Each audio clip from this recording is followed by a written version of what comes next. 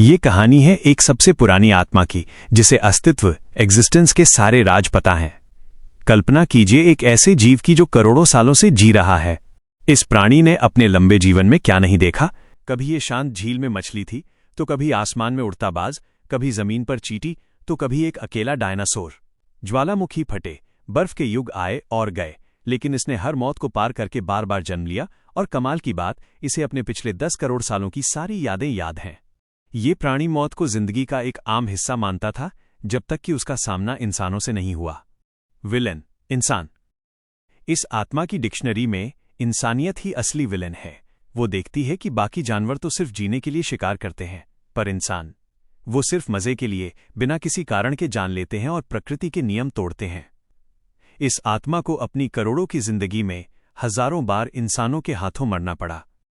आखिरकार ये आत्मा जीवन से थक गई और उसने दिल से चाहा कि अब उसे और पुनर्जन्म नहीं चाहिए। आत्मा का सबसे बड़ा सदमा। लेकिन किस्मत को कुछ और ही मंजूर था। जब ये आत्मा फिर से पैदा हुई तो इसे पूरे शरीर को चीर देने वाला दर्द महसूस हुआ। इसके अनुभव के अनुसार इतना ज्यादा दर्द का मतलब था कि ये जरूर फूड चेन के सबसे ऊपर पैदा हुआ है। ये बड़ी उम्मीद से देखती है कि वो क्या बनी है। और यहां आता है सबसे बड़ा झटका। वो दुनिया के सबसे नफरत भरे प्राणी यानी एक इंसानी बच्चे के रूप में जन्मी है। अपनी पिछली करोड़ों जन्मों की यादों और इंसानों के प्रति गहरे गुस्से के साथ इस अमर आत्मा को अब उसी दुश्मन के रूप में अपनी जिंदगी शुरू करनी पड़ रही है जिससे वो सबसे ज्यादा नफरत करती है। क्या अब ये बच्चा अपने मानव रूप को स्वीकार कर पाएगा? कहानी यहीं खत्म होती है एक बड़े सवाल के साथ। 1000 जन्मों का बोझ एक 6 साल के बच्चे ली जिरन पर है। वो एक ऐसा अलौकिक जीव है जिसने इस बार सबसे कमजोर रूप चुना, एक इंसान का जिससे वो घृणा करता है। 6 सालों तक वो किसी भी भावना या आवाज को व्यक्त नहीं करता, जिससे डॉक्टर उसे मानसिक रोगी समझते हैं। उसकी अकेली माँ यिंगशी, जिसके जीवन में जंग ने सब कुछ छीन लिया, के लिए जिरन ही आशा की आखिरी किरण है। यिंगशी रोज उसे प्यार भरे शब्द सुनाती है। अचानक एक रात जिरन अपनी शरीर में बदलाव महसूस करता है।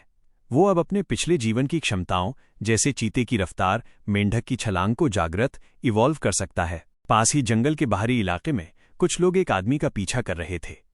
जमीन पर पड़ा आदमी उनसे रहम की भीख, बेगिंग फॉर मर्सी मांग रहा था, पर पीछा करने वाला नेता उसे छोड़ना नहीं चाहता था। वो घबराकर सफाई दे रहा था कि उसने कोई गलती नहीं की, पर नेता ने कहा, अगर अभी भी विरोध करेगा तो मार कर ही वापस ले जाना।